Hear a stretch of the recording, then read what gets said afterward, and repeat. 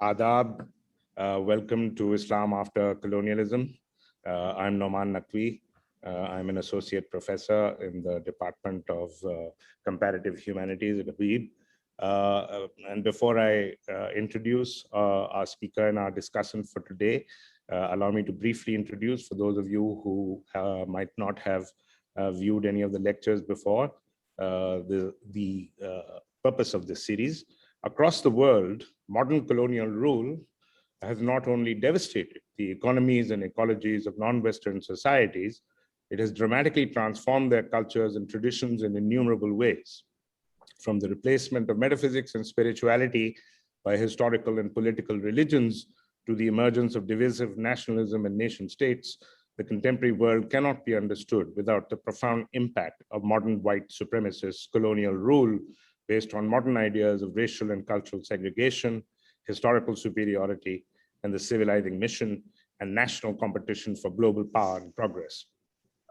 Habib University's Department of Comparative Humanities and the University of Exeter's Institute of Arabic and Islamic Studies have launched this fortnightly webinar series to explore not only the radical transformation of regional Islam during the period of modern apartheid colonial rule, but also the living potentials of the pre-colonial past, as well as the urgent decolonial question of what is possible today, what can we do, and how can we live now. With that brief introduction, allow me to introduce our distinguished speaker for today, Dr. Noor Sobaz Khan, who's head of the R. Khan Documentation Center at the MIT Massachusetts Institute of Technology Libraries.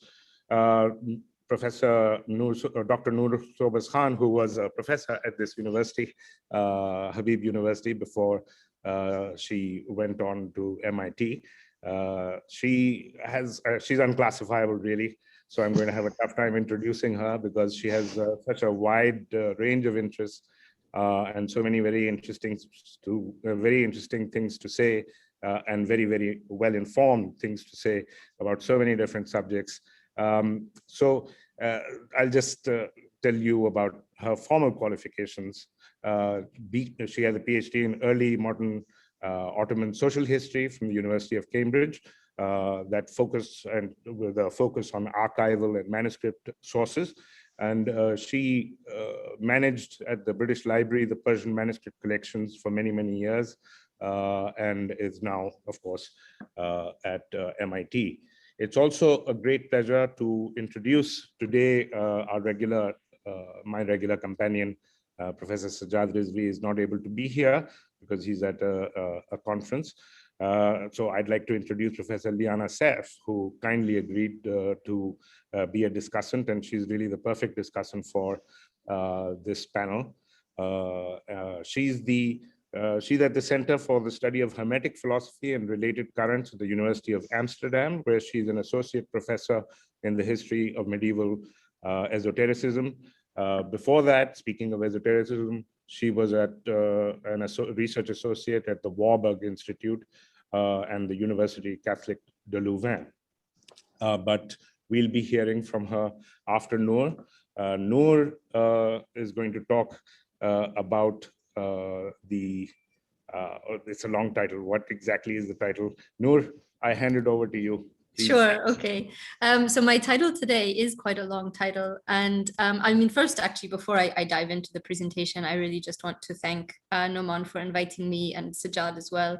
And to thank Liana for making the time to come today. And also, I just want to share with the audience, before we, began our presentation today, we just wanted to acknowledge how how difficult it is to stand up and talk about lithographs when there's so much, when the results of settler colonialism and violence are so evident right now, especially in Palestine. So, I mean, we continue going with our research because that's what we know how to do, but and we hope that our discussion even today in some way can contribute to a wider discussion on what decolonizing means, and that it's not purely a theoretical construct, but something that needs to happen in reality and in real terms as well. So just a small acknowledgement, which is kind of the least we can do before beginning this talk. and again, just a huge thanks to Habib University, also for the time, the wonderful time that I spent there in 2019 teaching as a professor. It was a really transformative and formative period for me. So thank you so much. So my talk today, a quick question to Nauman: how long would you like me to talk, and how long would you like me to leave for discussion? Because I could, it could vary widely depending on what you need and what you envision. Half an hour, 40 minutes is fine. Okay, I'll aim for that. Okay, great. So the material that I'm going to present today is really part of a constellation of projects that I'm working on. And I've been talking to Liana about these projects for years now, to Nauman as well. And this constellation of projects really stems from my time at the British Library, where I was the head of the South Asia collections, which of course is a very interesting position to be in, because you're dealing very directly with the results, the sort of ruins of the epistemicide of Islamic knowledge production and culture in South Asia. So it's a very interesting position to be in. And a lot of my research now emerges out of that period of working with those collections and of being a curator there. I'm going to present, I have one tiny part of that research somewhat well formulated that I can present today. And then I also wanted to present kind of more widely the constellation of projects and materials that I'm working with, and to sort of use this as a way to discuss how to approach them actually. And also because I'm hoping that we have Habib students in the audience and an audience in South Asia. I was also hoping to get input from viewers on Facebook about the materials that I'm working with, and for some ideas for how to connect them to contemporary visual culture, particularly around shrines in South Asia. So I have a PowerPoint. Can I share my screen, Nauman? Is that possible? Let me see. Yep, it's possible. Okay. So can you see, let me do slideshow from beginning. Here we go. Okay, can you see my my slides? Someone thumbs up. Okay, wonderful. So I was just talking about this same project yesterday in a different forum. And what I'm presenting today, there's some overlap, but there's actually a much greater range of material, and I'll be presenting it in a somewhat more, how to say, unformulated. Well, I wouldn't go so far as that, but it's a wider range of material because I'm looking to elicit a discussion. So the title today is Mass Producing the Cosmos, Colonial Patronage and Print Technologies in 19th Century Divination Literature in South Asia. And I know that's quite a mouthful. Basically, what I am working with today is a set of material that was in my collection when I was at the British Library. And I will quickly, and my email is on here for anyone who wants to get in touch after this.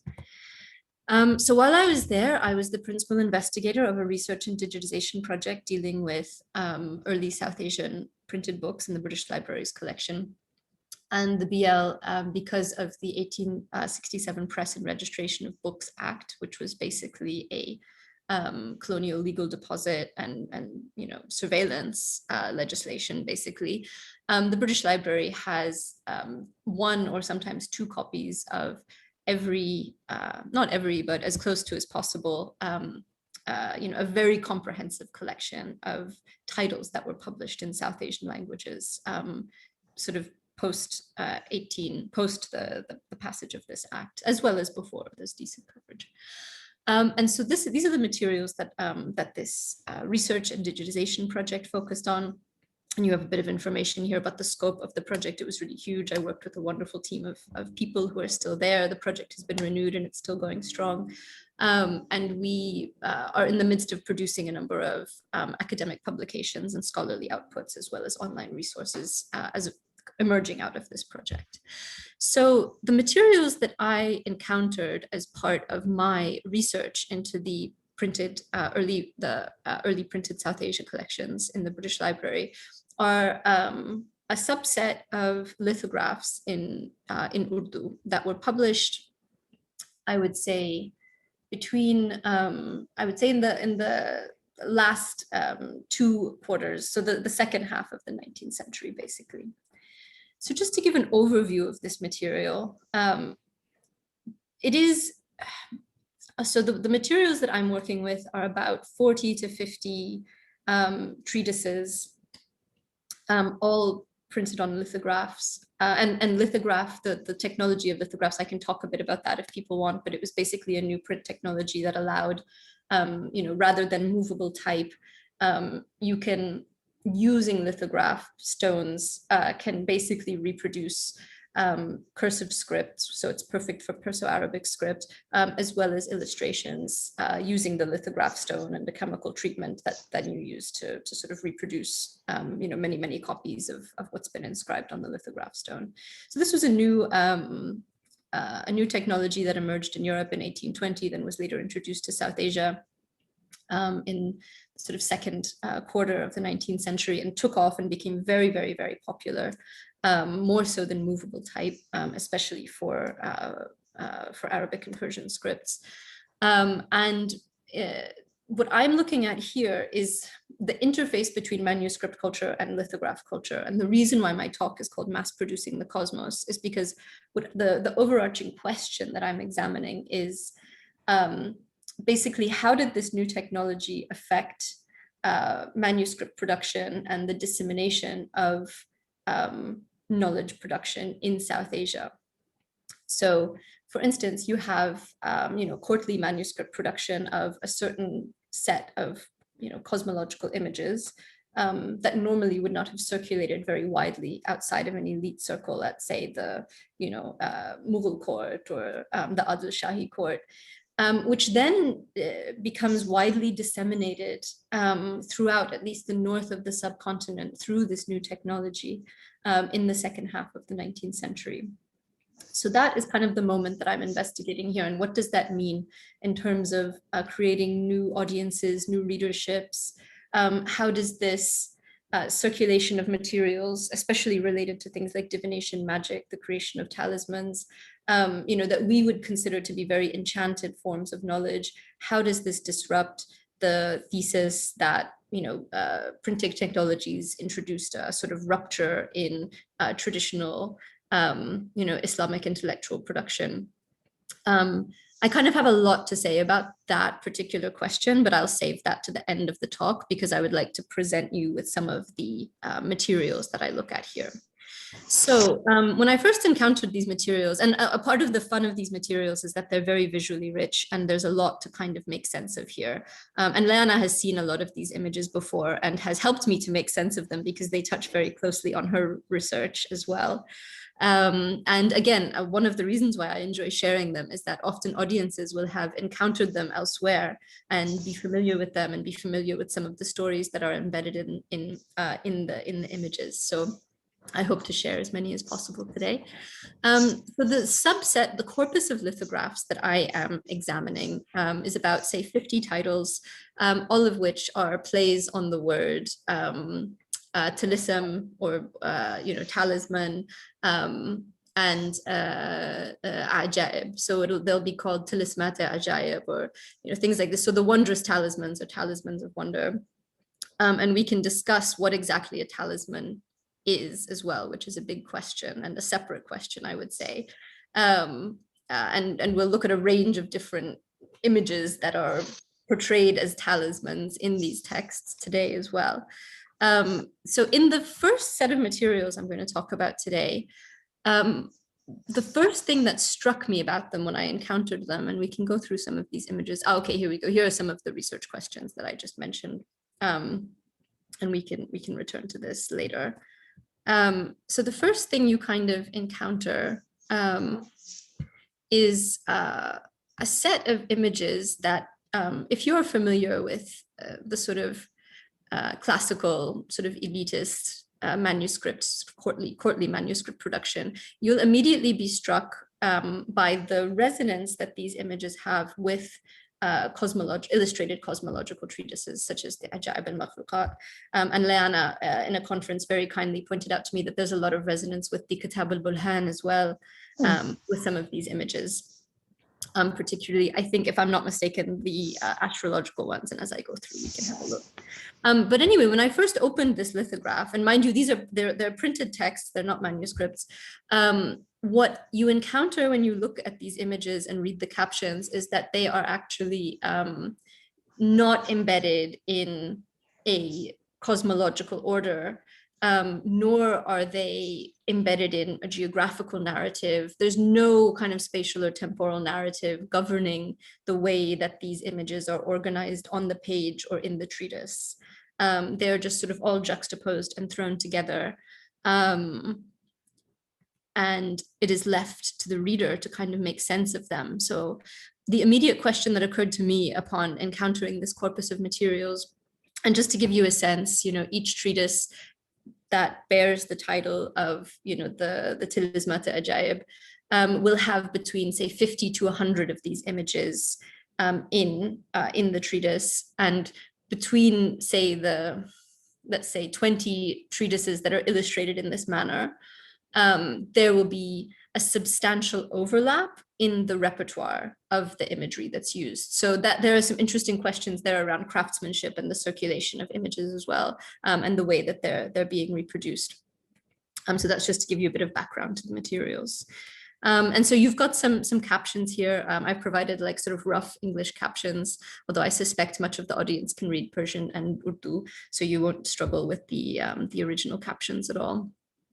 But as you can see there, the captions don't really provide much insight into the meaning of the images. It's just a very kind of literal description of what is there on the page, as though what's there on the page is perfectly comprehensible and actually requires no further, tafsir, basically. So, and this is just to give the viewer a sense of the page layout, which again is to say that there's not really, it's almost a catalog. It's not, there's no, if you look at a traditional Ajaib al-Makhluqat manuscript, there will be sort of, text, and then an image that is related to the text, more text, image related to the text. Here, it's not the case at all. The images have been sort of abstracted out of, perhaps a manuscript source and sort of placed together on the page in what appears to be no particular order. And if you look at across the different treatises of this nature, the order changes. There isn't a, as far as I can tell so far anyway, I have not encountered a almost like a set order of presenting these images to the viewer. They get kind of all rearranged. So, and again, another aspect of these images is that you find, which I think is also fascinating, is that they're very much a pastiche. You have sort of classical Persianate mythical creatures, along with other stories that are very difficult to identify within an Islamicate tradition, along with images that sometimes look like they've been taken out of European illustrated encyclopedias. Really, it's very difficult to identify the source, all of the different sources of where these images are coming from and how they're being put together in this sort of remediation of the original sources into this new divinatory space, or what I think is a divinatory space. So we'll get there in a moment. So here are just a few more examples. Some of them are very entertaining as well, such as the snake with many legs, I guess, and the head of a rabbit. And then again, you have very classical imagery, such as Harut and Marut in the well in Babylon, or the tree of Waqwaq, that occur in a sort of classical visual repertoire.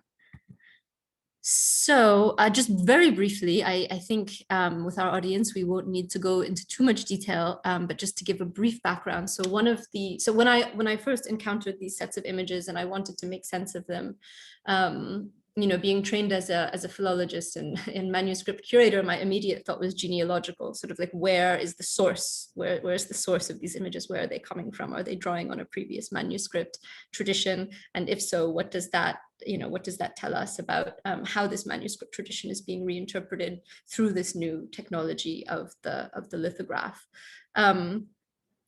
I think there are actually more interesting questions that can be asked of this material, but I'll quickly go through what the manuscript sources are, because that does raise some very interesting questions that are directly related to this notion of a colonial rupture that actually problematizes the idea of a notion of a colonial rupture. So just briefly, the Ajaib al-Makhluqat, just in case people don't know, is a genre of cosmological treatise that emerged in the early 13th century. I mean, I say cosmological treatise, those who are specialized in studying this text, I'm sure, will have a much more nuanced way of characterizing it. But just to give a sense of the contents, it's divided into sections. The first one discusses the celestial realms and discusses the celestial bodies and phenomena, as well as angels, time, stars. The second section covers the terrestrial realm and discusses the 4 elements, the 7 climes, and the kingdoms of nature, so the mineral, vegetable, and animal, including humans.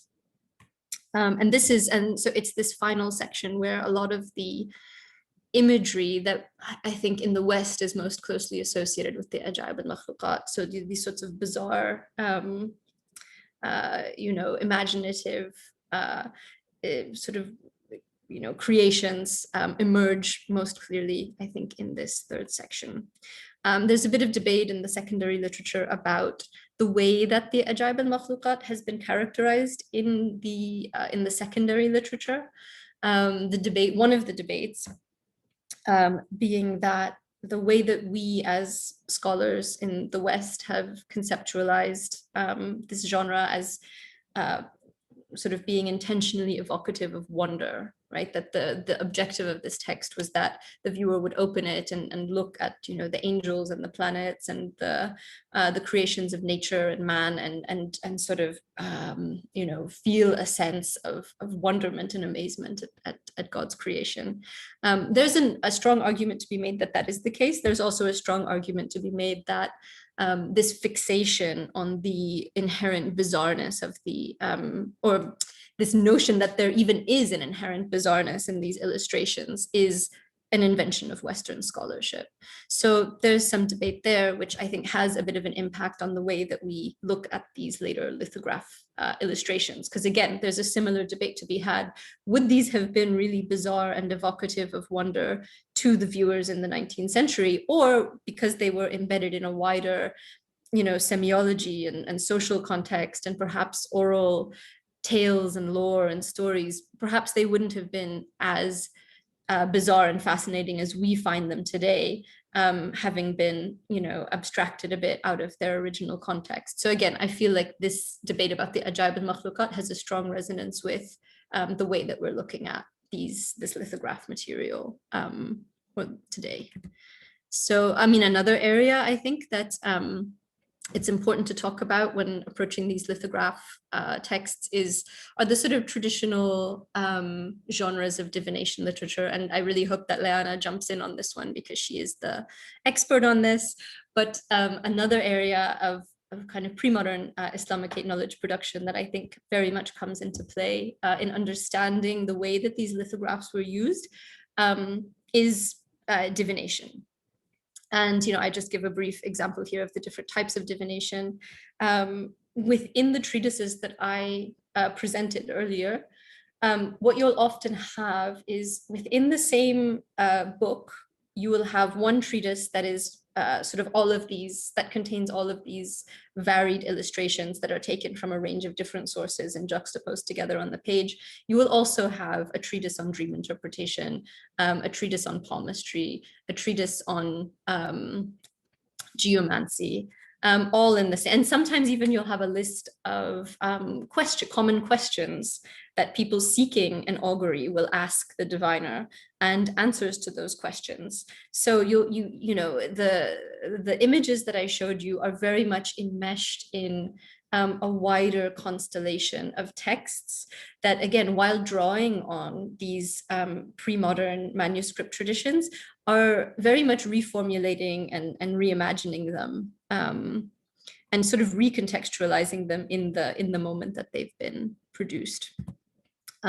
So this brings us to the question of this very traditional sort of philological question of like, where do these images come from? Is it possible to identify a single manuscript source that they emerge from? And astonishingly, the answer is yes, you can. And this, again, is a direct result of colonialism, working in an institution that, is sort of the epitome, right, of the colonial archive. I was sort of able to reconstruct where some of a subset of the imagery that's being reproduced in these lithographs comes from. And I think that would not have been possible to do if not for being physically in that repository. So interestingly, if you look at the images in the reconfigured lithograph, right, the Tilismata Ajaib, you can find the exact same images in a couple of different sources. One is a lithograph printed in Lucknow in 1866, which is a full reproduction of a manuscript of the Ajaib al-Makhluqat that was created at the Adil Shahi court in Bijapur in, I believe it's 1547. Now, how did that happen? How does this reproduction happen? So here we go. Here's all of the information. And here's what I think happened, which is absolutely fascinating for the question of this notion of a rupture. So basically in 1853, Charles Rykes, who is an East India Company servant, was appointed Commissioner of Lahore. While he is there, he commissions a group of craftsmen to produce a reproduction of this 1847 Bijapuri Ajaib al-Makhluqat, a full reproduction. This reproduction then gets sent to the 1855 Universal exhibition in Paris and leaves South Asia. The Bijapuri, the original manuscript, stays in the Lahore Tosha Khana and then eventually also gets taken, I think something like 20 years later, gets sent to, I think, the British Museum, right? So the imperial, the Charles Rykes Commission from 1854 gets taken to this Universal Exposition, and then I think to the India office. The original Bijapuri manuscript stays in South Asia for a bit, then eventually, I think in the 1870s, gets taken to the British Museum. How then and here are some of the inscriptions and things you can use to kind of reconstruct that history. I mean, as well as the compositions, which I think really speak for themselves. So by what mechanism does this very elite courtly manuscript get reproduced in lithograph in Lucknow in 1866? How does this happen? I would speculate that with the rupture of 1857, the craftsmen in Lahore who had been commissioned by Rykes to make this full copy of the Bijapur manuscript still would have had their drafts and sketches and materials with them. They then take this knowledge, and I would presume that with 1857, a lot of manuscript production and patronage would have been interrupted. They then take this knowledge to the burgeoning lithograph, and printing sort of production in these, cities of North India, and use that knowledge to reproduce these illustrations in lithograph. And as you can see, and I've got loads of examples of this. I don't know how many I have in this presentation, usually too many, but you can see the distinct echoes, especially between the Bijapur manuscript and the lithograph that is an exact copy of it that gets produced in Lahore about 10 years after the Rykes Commission. This is speculative on my part. If anyone else knows better, please get in touch with me, because this is what I've just been able to piece together based on comparing the lithographs with the manuscripts, with the inscriptions, with my limited knowledge of how craftsmen moved around and traveled. And you have excellent new scholarship by young scholars on lithographs in South Asia, and I'm thinking of Amanda Lanzillo and Zahra Shah, who are looking in depth at this question.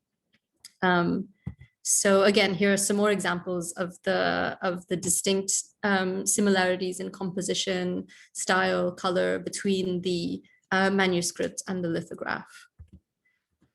So, and then there's Harut and Marut upside down in the well. So I'm also not saying that these images get reproduced sort of directly into the remediated divination lithograph. Like, if you see what I'm saying, is they get reproduced very directly in a lithograph that is a word-for-word copy of the original Ajaib al-Makhluqat manuscript. But then after they're in lithograph form, they then begin to, I think, circulate kind of wildly amongst different workshops and lithograph presses. So here's just an example of the ways that these images travel. And here's a further example as they get sort of adapted and remediated. And again, here's some more, the Persian lithograph to Urdu lithograph. And again, I could bore you for hours with examples of how these get sort of these images circulate and get adapted in different treatises. But this gives you a sense of the material.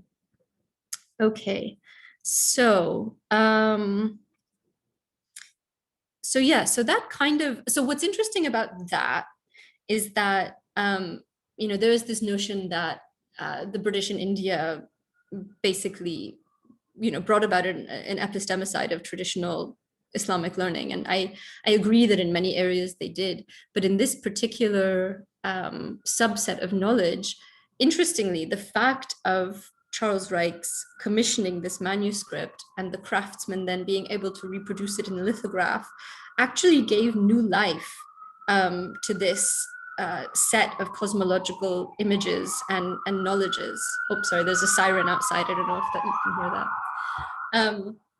So it's a very interesting entanglement whereby the British intervention actually brought about the remediation and reimagining and reconfiguration of these sets of courtly elite images that now become mass-produced as lithographs and circulate widely throughout the north of the subcontinent. So now the question is, what does that mean? And how were they read? How were they used, right? So as I mentioned at the beginning, rather than being situated in a narrative, these images are not connected to any spatial or temporal logic as such. So at this point, we can turn actually to another manuscript genre, the pictorial falnama, which existed in South Asia as well, in the Deccan, and you have forthcoming work by Rachel Parekh about that. But you have a current study by Serpil Baja and Masume Farhad about the pictorial falnama in the context of the Ottoman Empire. And I think they also look at the Safavid Empire as well. And this was, again, to me, it strikes a strong resonance with the lithographs insofar as you have a set of images that clearly have a kind of multivalent set of meanings and symbolisms attached to them that can be used as auguries or as divinations for the future. And so I would draw a parallel, not just between the Ajaib al-Makhluqat manuscript tradition, but also between the pictorial falnama tradition. And I think that these two genres are sort of meeting each other and getting reformulated in late 19th century lithograph production in South Asia. So getting to the kind of end of my presentation and some of the questions here, I think that, in addition to the way that the colonial patronage complicates the narrative in this case, and the notion of, I think another question that gets complicated is this idea of enchanted, this sort of the end of enchantment as such, and with the ascendancy of Islamic reformism, which is characterized as taking a much more sort of reduced and rationalistic approach to Islamic knowledge and practice. But I mean, obviously that very notion is debated in the work of Shir Ali Tareen, who I'm a huge fan of, and I agree that we can't actually reduce Islamic reformism to these tropes of being sort of rationalistic and excluding ways of thinking and ways of understanding the world that we would see as being enchanted. Nonetheless, the sort of proliferation of these treatises dealing with divination and magic and occult sciences would suggest that the colonial patronage of these genres, as well as the proliferation of new printing technologies, actually allowed for the reviving and reimagination and reformulation of many of these ways of knowing. And I would also hazard a guess that they gave rise to new forms of reading as well, and new forms of sociability.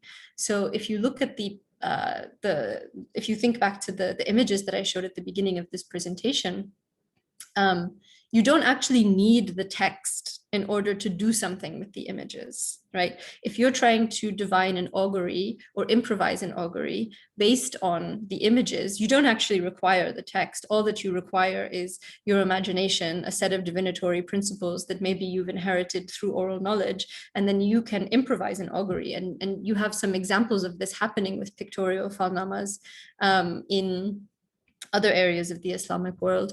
So I don't think it's too wild a speculation to think that these sets of images gave rise to new types of readership and new types of ephemeral knowledge production. I would even go so far as to say that women could be very much included in these types of knowledge production through divination and through ephemeral auguries that would emerge out of the use of these texts. So that brings us to a close as far as the relatively well-formulated aspect of my research is concerned. I would say that there's also, so I talked a little bit about the pictorial falnamas. There's a huge range of topics that also occur within these treatises beyond the pictorial divination texts, such as dream interpretation and the making of talismans as well. And what is fascinating with the making of talismans, and this is a completely new area for me, I haven't thought through it yet, but I thought it would be interesting to pose to the audience. You find a similar harnessing of modernity in the service of very enchanted forms of meaning making. And I'll give you a sense of what I mean by going through that. This one, not so much. This very much draws very directly on manuscript traditions of talisman making. But you have, for example, this, which clearly draws on visual tropes of realism, right? And not a schematic pre-modern talismanic notion of how to enact sympathetic magic. So the question then is, how are these worlds colliding and interacting with each other, right? Like, where is this image coming from, and how is it being integrated into this pastiche of meaning making through its use in a talisman? So this one was interesting. This was, I think, for a liver treatment. And again, here as well, this has nothing to do with kind of the traditional tropes of talismans in pre-modern Islamicate genres of writing on this topic, and is very clearly a pastiche of perhaps I'm not sure what, actually, maybe even a commercial imagery that was emerging in South Asia at this time and being adapted into discourses on magic. So I think what's fascinating about this is it complicates our notions of many things. Certainly complicates our notion of a rupture, because what we actually see is a creative appropriation and reimagining of and integration, I would even say, of what are kind of Western visual tropes into reformulations of Islamicate magical knowledge. And so again, these ones are much more traditional. But anyway, this is just to give you a sense of the kind of very imaginative and inventive nature of some of this imagery. And some of it is also very much in keeping with the manuscript tradition. And so, yes, basically, it's a rich repertoire. Let me get to my conclusions, because I'm sure I've gone way over time. So my one of the other things I would like to bring into the picture is the way that much of this imagery and the tendency toward a reinventive visual pastiche is still very much in practice as a method, I would say, around things like the creation of talismans in shrine culture. And so just to give you a brief example of that, I could talk at length about this image and the composition and the miniature paintings that it resonates with. I don't think there's like a direct relationship between the two. I mean, that would obviously be a purely Orientalist claim, but there are some very interesting resonances between the classical pre-modern imagery and the way that these compositions and visual tropes get reproduced on a very popular level in the material and visual culture surrounding shrines. And one last example of that, and I'll conclude here, is in a side project that I'm doing, which is in collecting visual and material culture produced in and around shrines in South Asia today. And also thinking about how, in some ways, these same processes are at work. You have, the remediation of what could be seen as kind of classical imagery derived from manuscripts with a whole other range of visual tropes in order to create, almost a new visual language. And so you have, and again, the question really, again, much like with the lithographs, is what meaning do people derive from this material, and what meaning do the craftspeople who are creating it assign to it? What kinds of sociability and community making and meaning making does it create? I am thinking through now about how to theorize these different images and practices. And one of the ways I like to think about it is a sort of non-hegemonic knowledge practice that in many ways is actually very decolonial and very much challenges our notions of, sort of empiricist memory projects of preservation, because much of the knowledge and inventiveness that emerges in a practice of divination is entirely ephemeral and really only exists in the kind of space of intimacy between the two people, the one who is doing the divination and the one who is seeking the divination. So I think that there's something very subversive in that as well, insofar as it really challenges our idea of what knowledge production is. So I'll conclude there. I've got some of my conclusions outlined here, and some of the sort of goals for this research, which is just to explore, the ways that it allows for the remediation and assignment of new and different meanings to this material.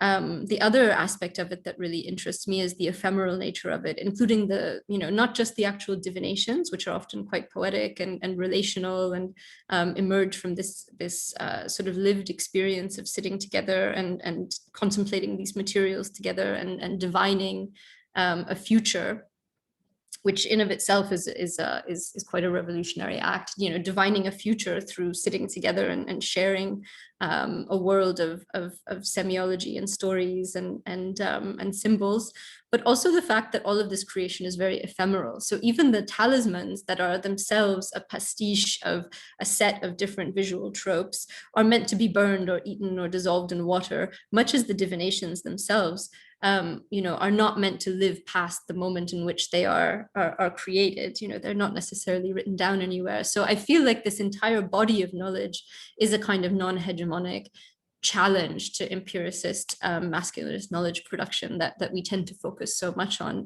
in Islamic studies. And I will conclude there. There are sort of relations to other projects I'm working on as well, which we can discuss in the Q&A. But I think I'll leave it there with that rich talismanic meal I've just presented to the audience. Let me stop sharing my screen. Thank you so much for that fascinating talk. So much to think about. But I'd like to ask Professor Liana Saif to have the first go. Thank you so much, Nauman. Thank you for inviting me. I would like to say, and I'm also very grateful for Sajjad for getting in touch and also inviting me to this wonderful session to see my friend talking about such a fascinating project, an amazing topic.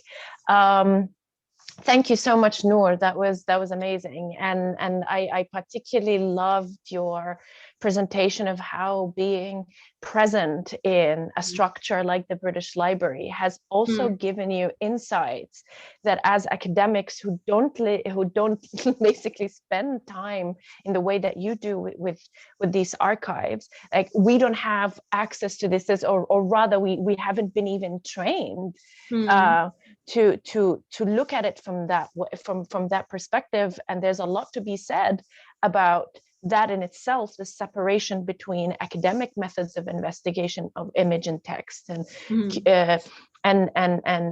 the world of libraries and curatorship.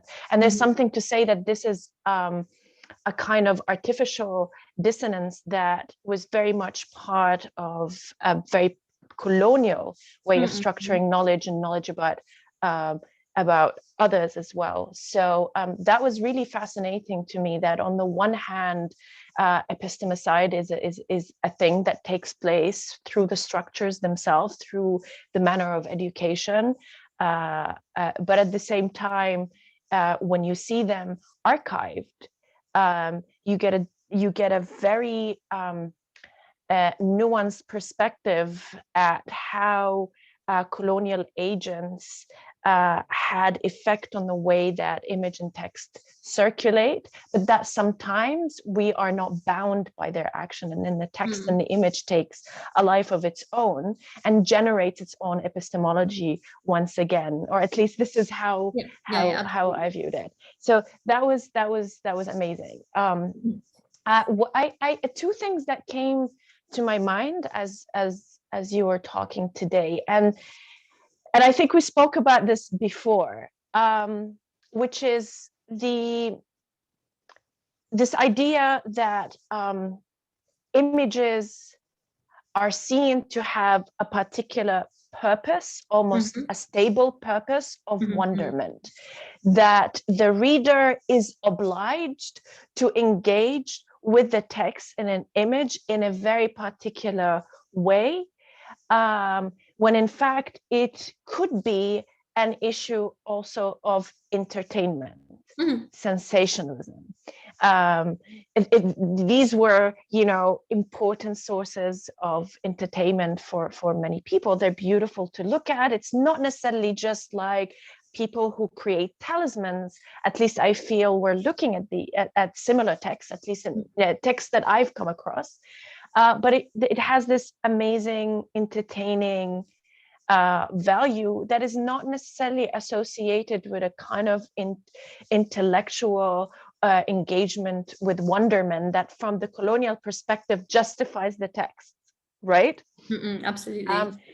And I am thinking of, for example, the Kitab al-Bulhan, and of other similar texts, particularly Kutub al-Mawalid, that were often attributed to Abu Ma'shar, which have an amazing manuscript and book and print traditions to this day, with variation on text. So like it was a nightmare looking at the manuscripts and the printed text for all these things, because the words almost never match. The pictures always do. Interesting. And as you know, Kitab al-Bulhan was commissioned for the two daughters of, if I remember correctly, is Murad III. And that brings in this issue of women and entertainment and books and images and all of that, all of the things. And you do mention the role of women readership in the text that you've studied. Which is purely speculative on my part, I have to say, purely speculative.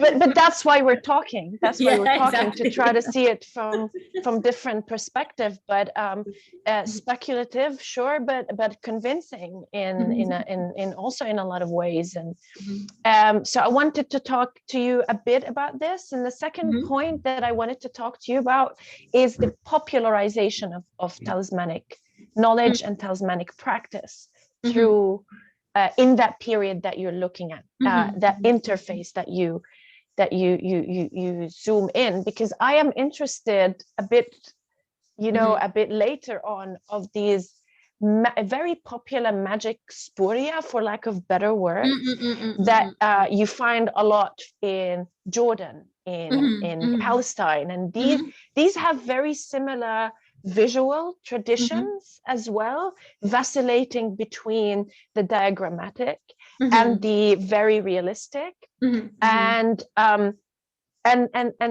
these popularized the practice of talismans in an unprecedented way. And I'm not sure if you come across like books of Sayyid al-Tuhi or Al-Falaki al-Husayni and all of these things. And I grew up and I was told a house that has these books is a cursed house, or that you should not be looking at these images, because even if you don't create a talisman, by just looking at the images, you are performing some sort of shawada, right? So it's no longer even like sihr and talismat in the classical sense. It's like shawada. It's what and I also wonder how much of this kind of shawadization of these texts is part of a whole the colonial epistemicide that we're talking about, in the sense that these are irrational practices of desperate classes, and so therefore, you know, they're not of like value, like treatises on talisman that present them as science and astrological. So these things I wanted to talk about with you, talk to you about, which is the entertainment value, women readership, and popularization of these texts. Yeah, I think it's, so one thing that I forgot to mention in my talk is that the way I kind of look at the pictorial falnamas is as a way of creating affective communities, right? Communities of affect as you read them and interpret them together. So in addition to entertainment, and, you know, the creation of an affective community can also be through entertainment. I think that's another way of looking at the kind of what these texts and images do. I mean, I think, you know, you make some really excellent points about just kind of the way that it's very difficult almost as a result of the kind of colonial epistemological structures that we are, like the Enlightenment epistemologies that we're all constantly like struggling to escape from. It's and then getting like more enmeshed in the more we escape, right? Like a spider's web. Like I feel like it's the same when approaching these talismanic, these very popularized modern talismanic texts. It's very difficult to not see them as being marginalized forms of knowledge, or, you know, kind of radically subaltern forms of knowledge as well. Obviously, if you go back to the pre-modern period, it's very clear that they were deeply enmeshed in elite knowledge production, right? It was sort of considered like de rigueur knowledge, along with like, you know, astronomy, astrology, and you would also know like ilm al-huruf, and you would also know geomancy, and it was very standard. I think it's so difficult to separate or to understand like the way that like how do we approach them today, right? Because the reality is that they are now marginalized forms of knowledge, right? Today in the contemporary world, you know, you will not find a parent encouraging their child to study taviz, how to make a taviz. That's not what is considered an elite hegemonic form of knowledge, right? It has been marginalized. That is the reality. You know, so how do we deal with that? Like, how do we study these materials without doing them the injustice of studying them only as marginalized materials? I think exactly. You know, and it's tough, obviously, because we're ourselves trapped in these elitist structures by virtue of having to do certain types of research and earn a living within certain structures, and that's just the reality of our lives and what we do. But like, surely there must be an escape, like there must be a trapdoor out. And, you know, one way, I guess, would be to take these materials very seriously as creative you know, forms of knowledge and ways of seeing the world. So a part of me is also hesitant to study the very, very contemporary materials from an anthropological perspective, because that's very much othering them as well, right? And like, I even have a right to approach these materials. Like, I think they're fascinating. I think they're beautiful. I think that, you know, it's that they're actually quite radical in terms of what they do, right? Like intervening in the world, trying to change things, trying to think about a future other than the one that we're in. Like, this is the discourse of you know, the radical left. I mean, and that's what these texts are doing, you know? So I think that there are some really interesting ways of approaching them that don't reduce them to being these like sort of, you know, poor, marginalized subaltern materials.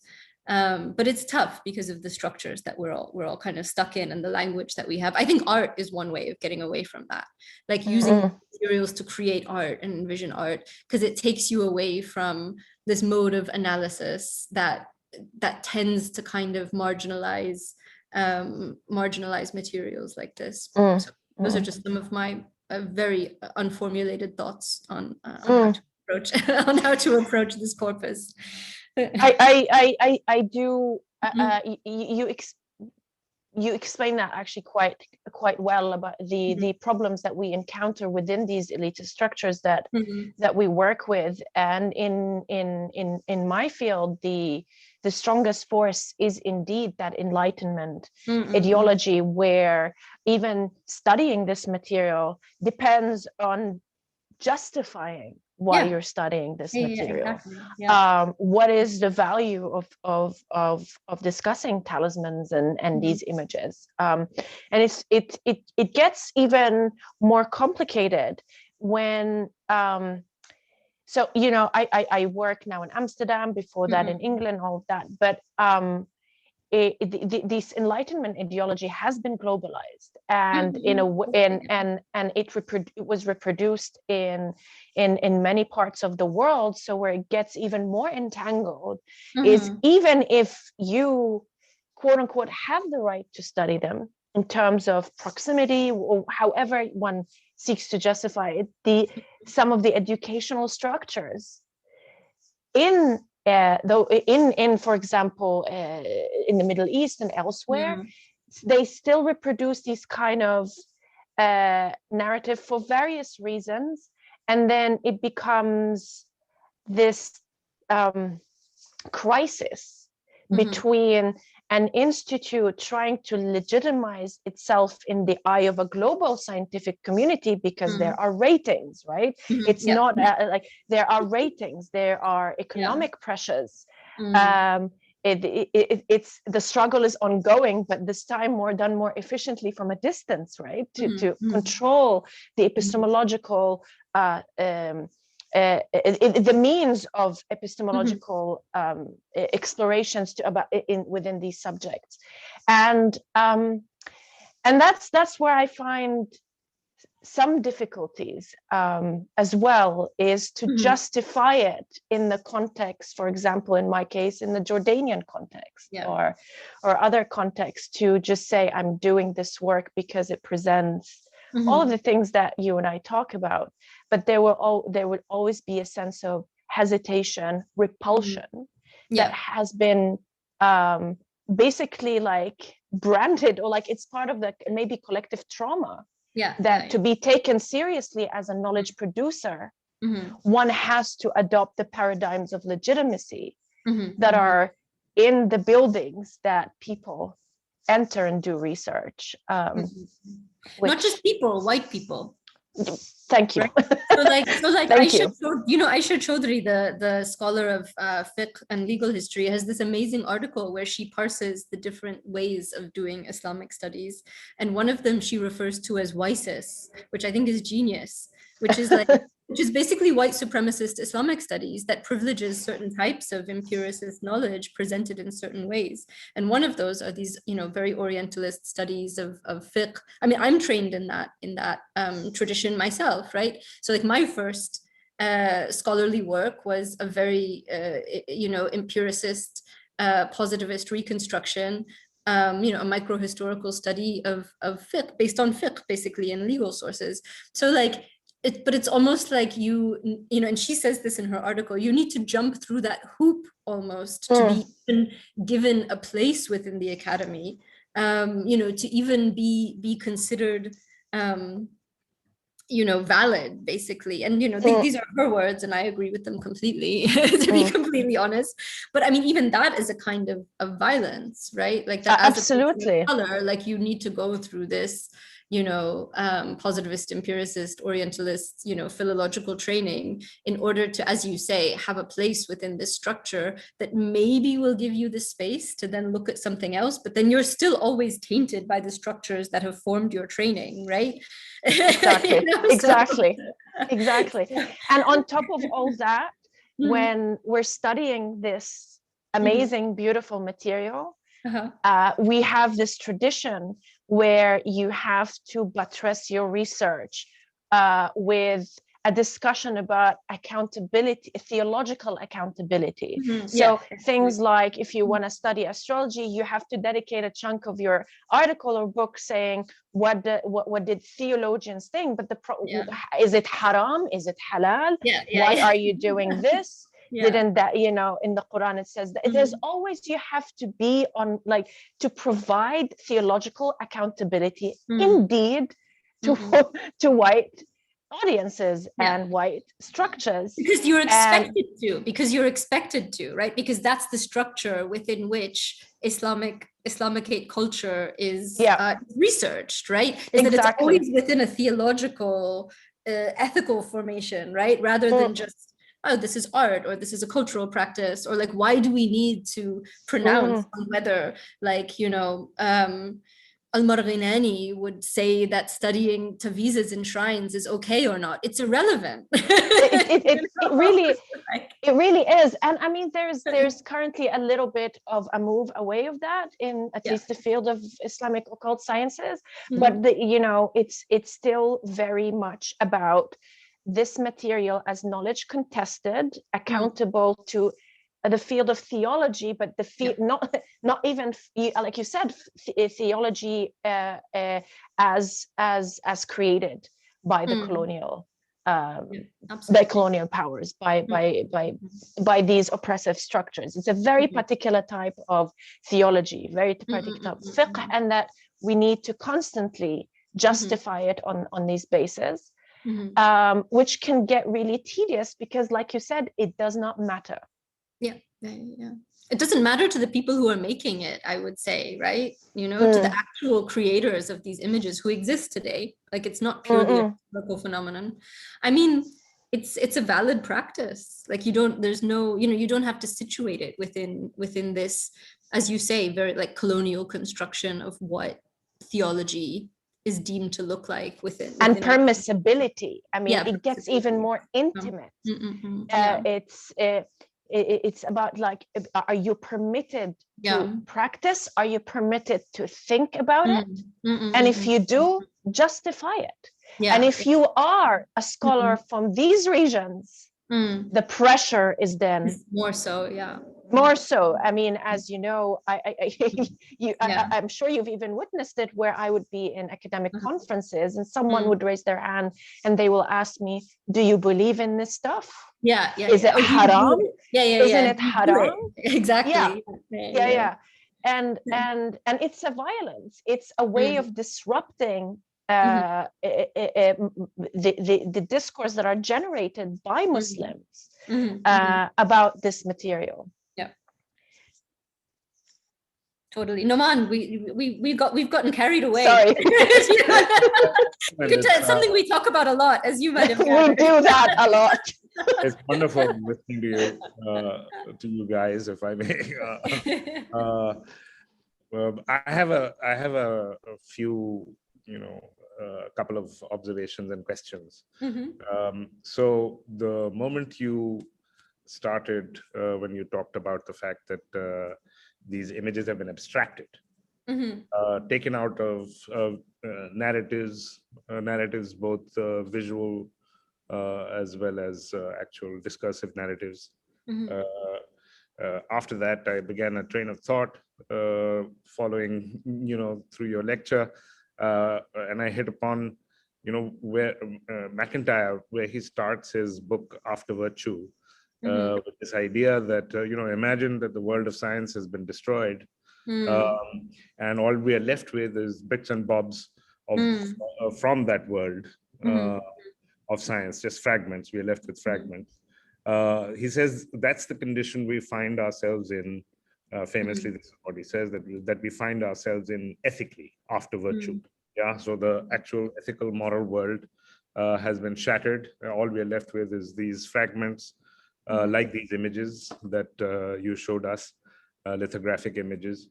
So, you know, so for me, the main question that I was thinking, having thought about McIntyre, is that doesn't this have something to do with the divination practices, which are obviously kinds of hermeneutic practices. Those divination practices, those hermeneutic practices were also a kind of hermeneutics of the self and ethical, yeah, in that sense. So narrative, which is what the self also is, self-formation is also narratival. So that aspect of, self-formation, which also obviously always involves some kind of negotiation with the unknown, to put it in an entirely secular way, yeah, with Ghaib, to put it in a non-secular way, with contingency, and with parts of yourself which are obscure to you yourself, yeah, all of that is taken out once these images are denuded of that larger concept, of that larger, what you called a cosmological order.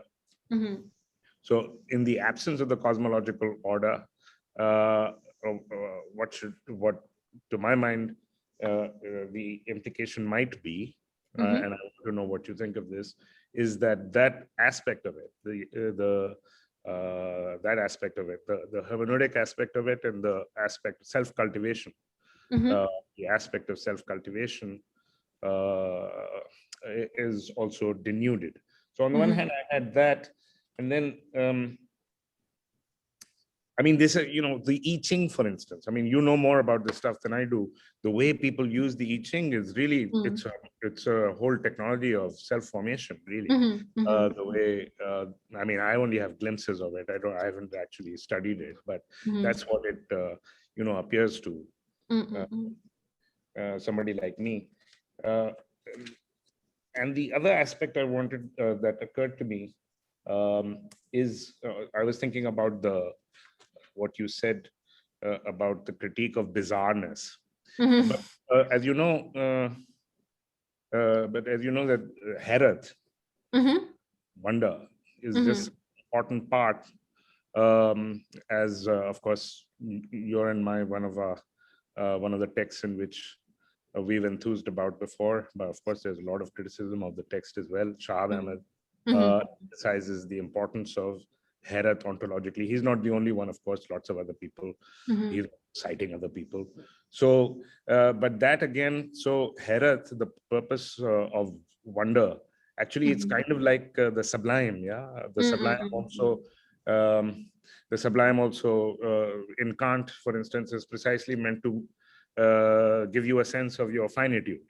But in Kant, it takes a kind of narcissistic turn, predictably, whereby once you realize that this thing exceeds you, you also realize that you can actually comprehend that which exceeds you. How that's supposed to work, I don't understand. After all, it has exceeded you. So what does it mean to say that you've realized simultaneously that you realize what has exceeded you? I think there is a limit that is crossed, a limit that you actually don't cross. But traditionally, Herath would have been, you wonder, you look at these, I mean, the whole thing is wondrous, yeah? All of creation and these fantastic creatures are also part of that incredible, what should one say, the inconceivable powers of generation of the divine, which is creation. So that also is a kind of attached to a philosophy of finitude. You don't, if you don't have a sense of, it's precisely in that sense of wonder that you have a sense of both your own finitude and the infinite, which again is a part of one's own self-cultivation and self-formation as a finite being. So that was the other thing that occurred to me. Those are the two. Yeah, those are both excellent points. I think the Herath question is a really brilliant one. And actually, I brought up the critique of wonderment, thinking back to actually a lecture I gave at Habib about the question of Herath or Hira, and what it's supposed to evoke. As you say, as this process of self-formation and so I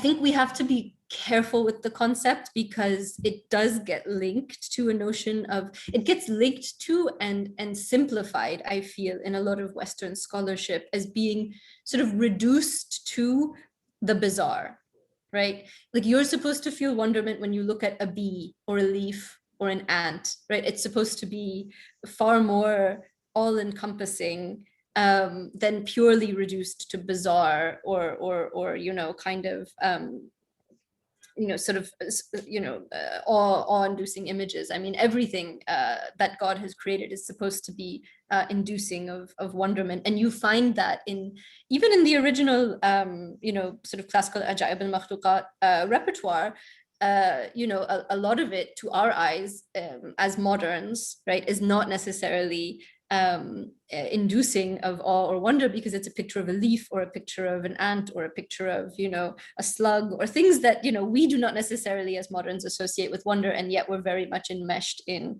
as you say, this cosmological order that was meant to induce a sense of awe and wonder. So that is kind of the critique there. Is not so much a critique of wonder itself, but just a reminder that it encompasses a lot more than just, you know, people with 4 legs and you know, flying giraffes and things like that. It's actually a much more, how to say, it's something that pervades all aspects of creation. And to the question of, it was that, oh, and this notion of the breakdown of cosmological order.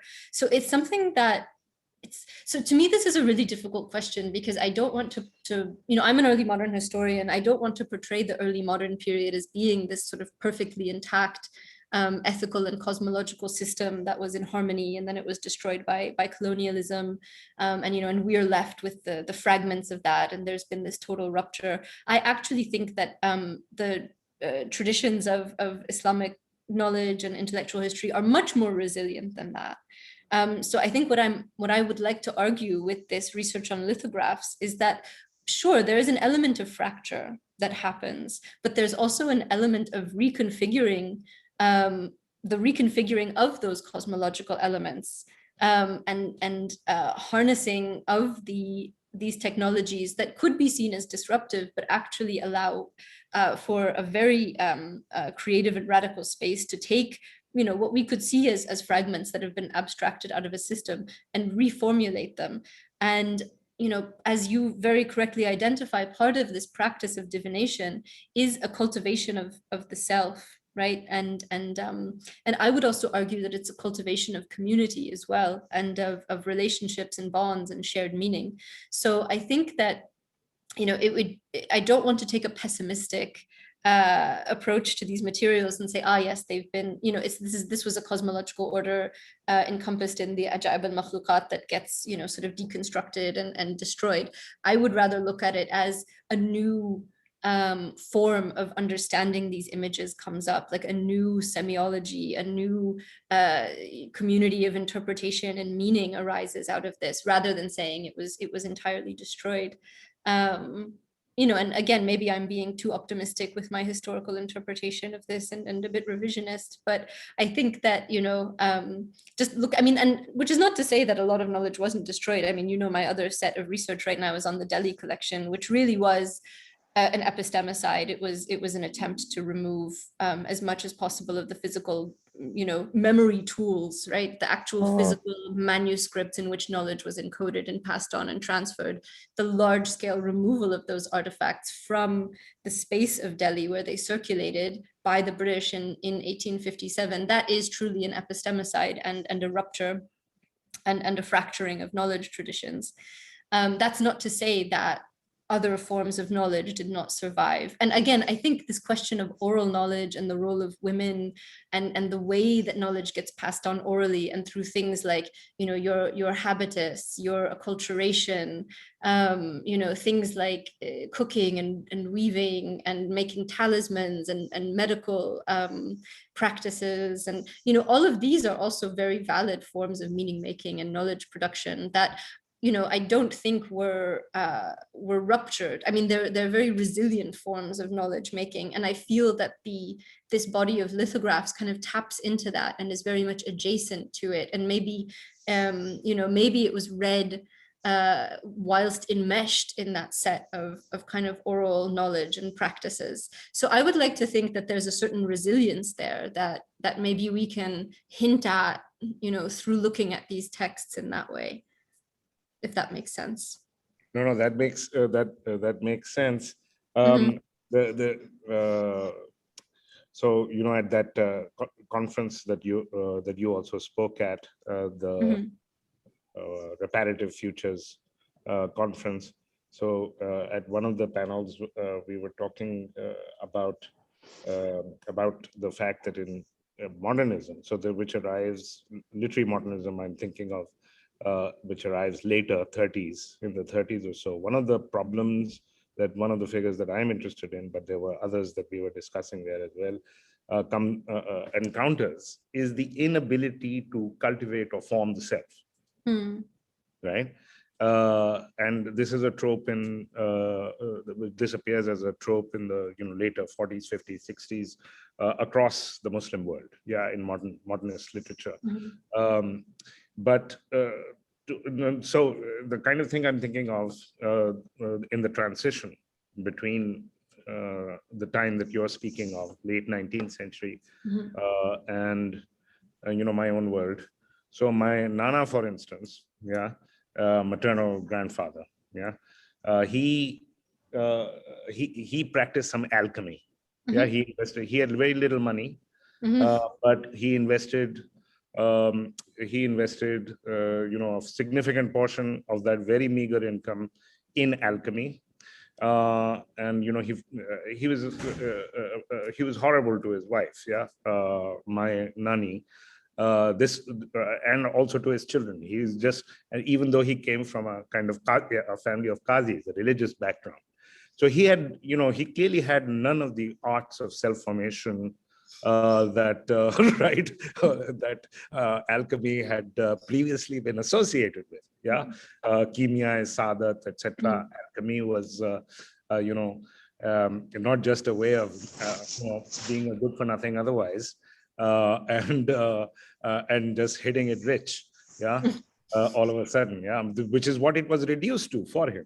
So that kind of distortion, remarkable distortion, is what I'm talking about.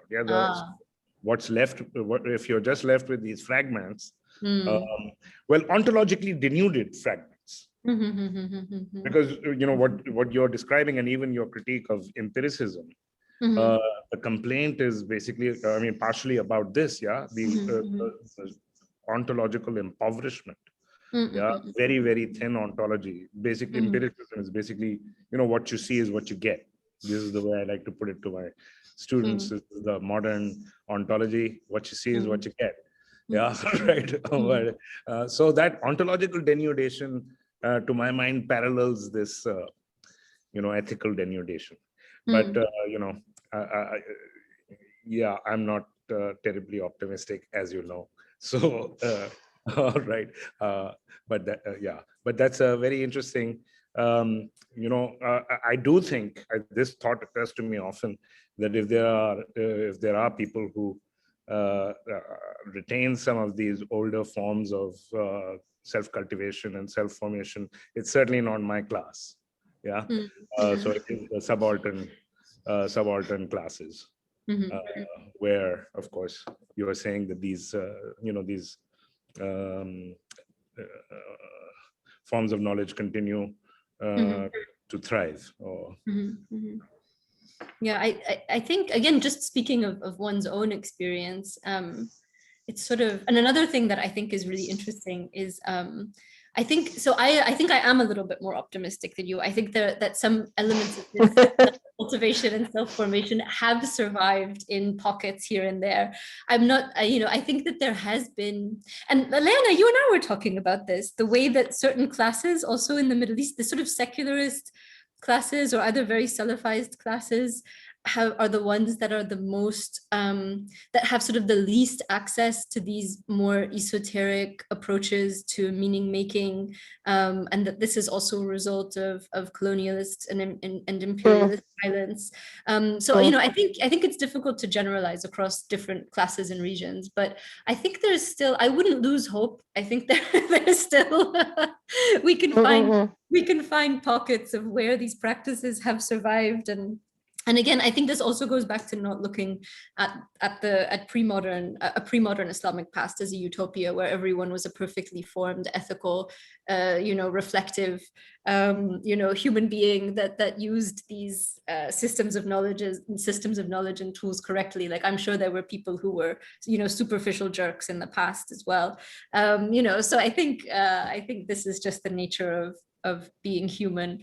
But I would say that even in my own background, and you guys know my mother's family are from Guyana, there's a lot of talk of dreams and sharing of dreams and interpretation of dreams that very much draws on, and it's very unself-conscious, right? It's not linked to a rhetoric of ethical formation or self-formation or affect or shared meaning.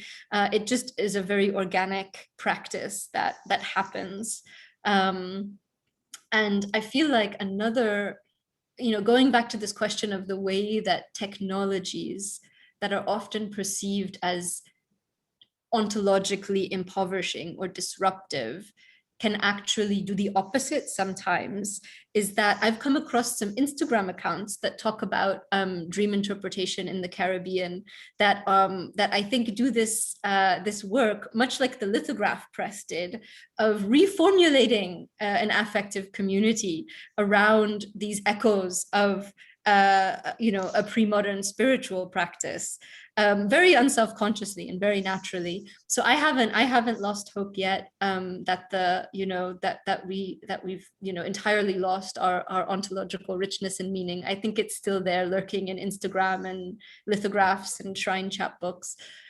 So yeah, I don't know if you guys have anything to add.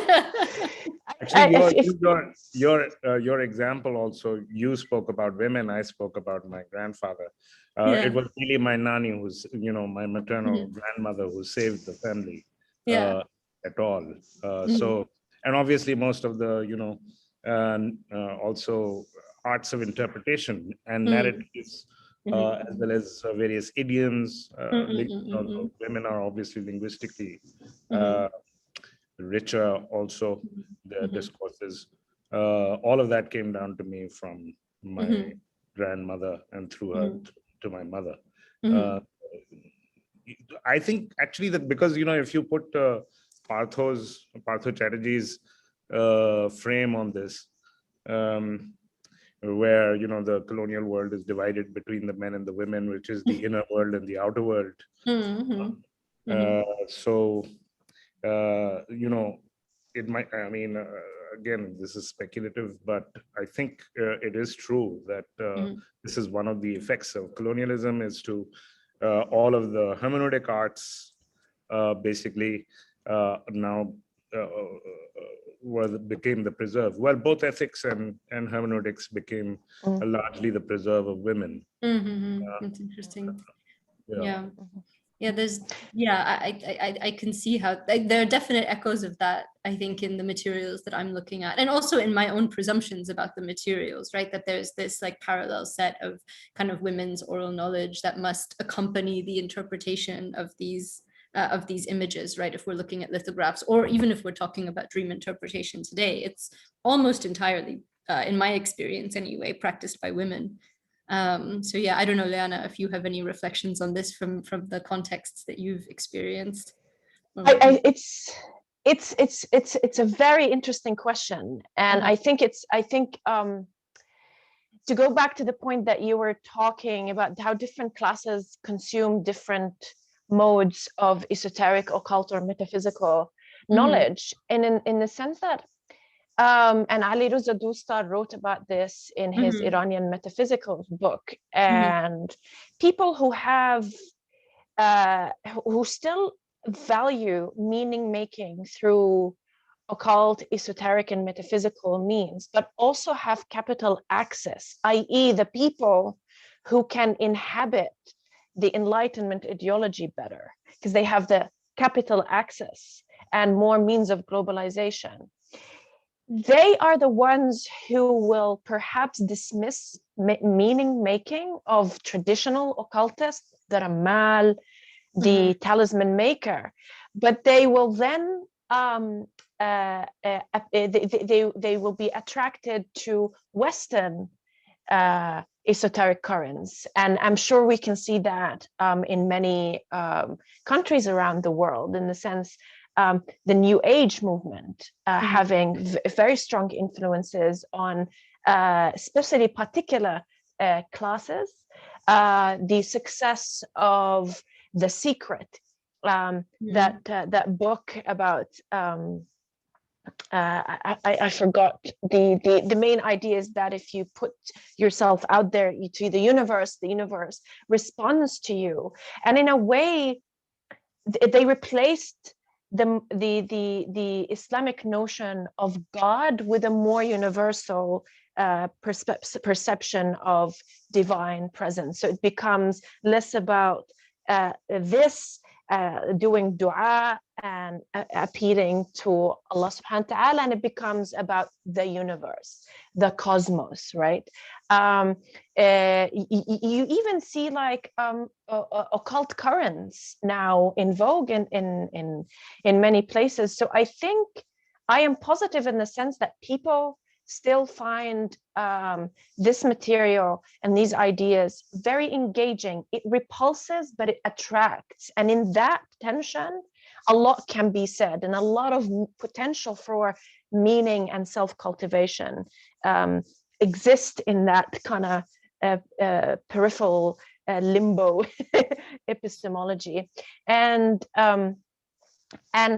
currently, as you know, Noor and I, we do discuss this, there's the younger generations are exploring spiritual, esoteric, and occult traditions rooted in their heritage, especially in the diaspora. And this, in a way, gives me also hope that in light of our current the violent world that we live in now, people are taking interest in, especially younger generation, looking interest into alternative way of looking at the occult and at the esoteric. And I can see in a lot of Muslim youth who are actually getting interested into the more traditional modes of knowing and modes of acting.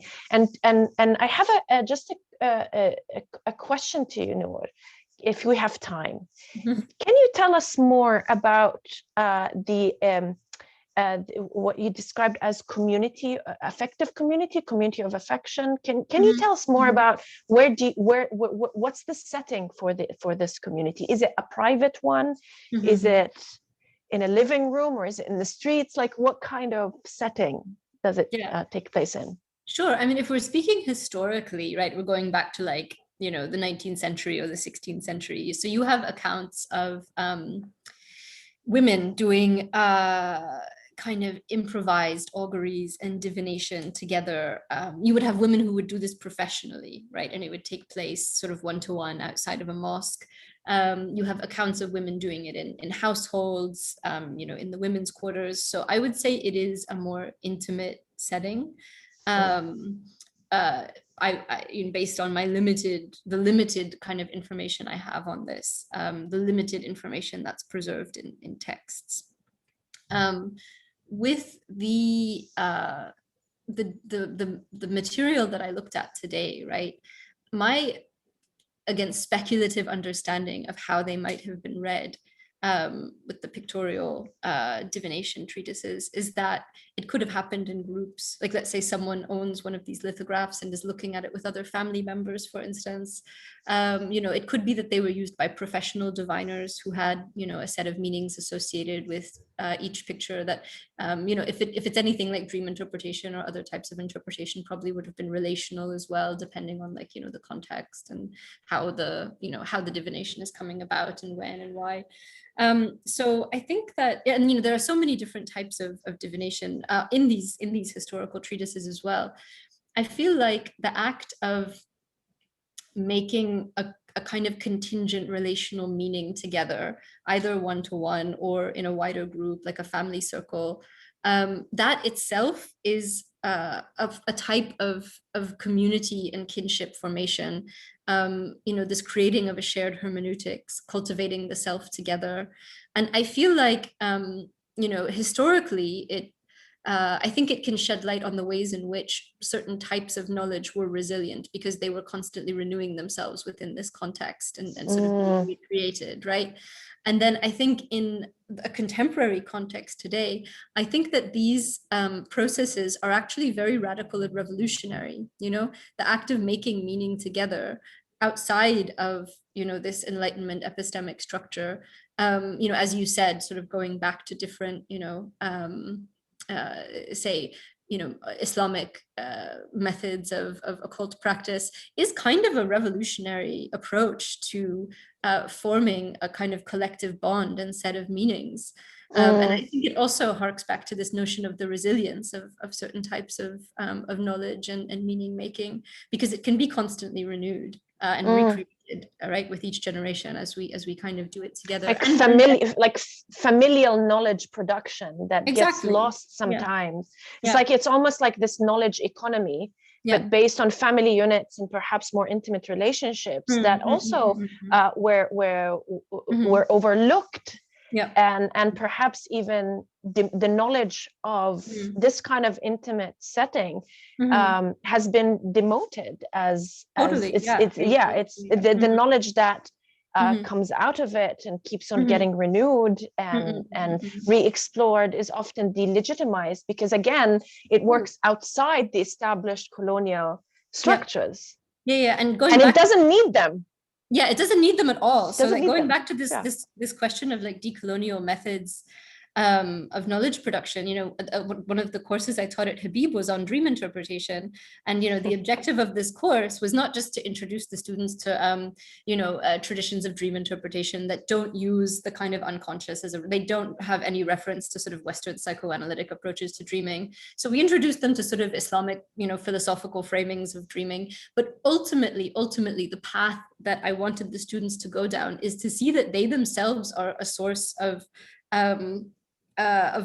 conceptual frameworks, that their auntie and their grandmother are a source of knowledge production and of theory and of concepts and of hermeneutics, right? It's not purely what is encoded in texts, that have reached us through various, colonial knowledge systems.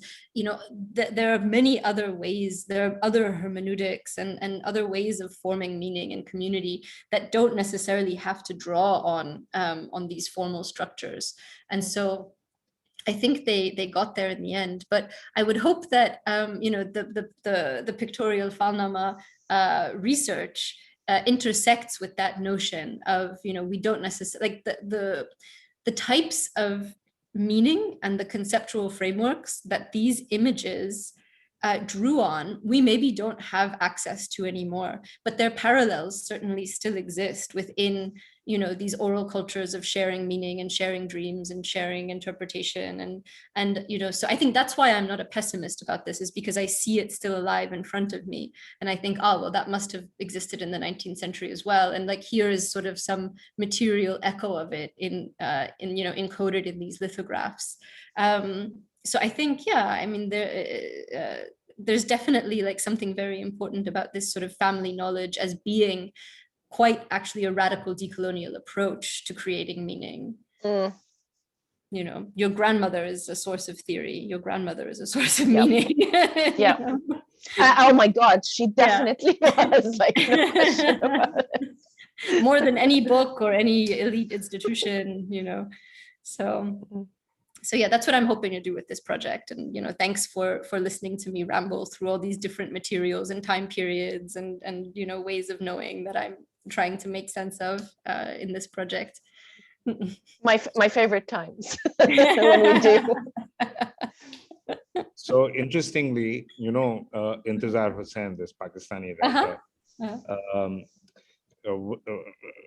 very often in his narratives, especially when he's talking about mythology, etc., he always he often refers to his nani once in a while, his grandmother, because both these narratives about fantastic creatures, etc., but also hermeneutics, how to interpret them and how to interpret what they mean actually. He always has to rely on his nani, his grandmother, to make sense of these things.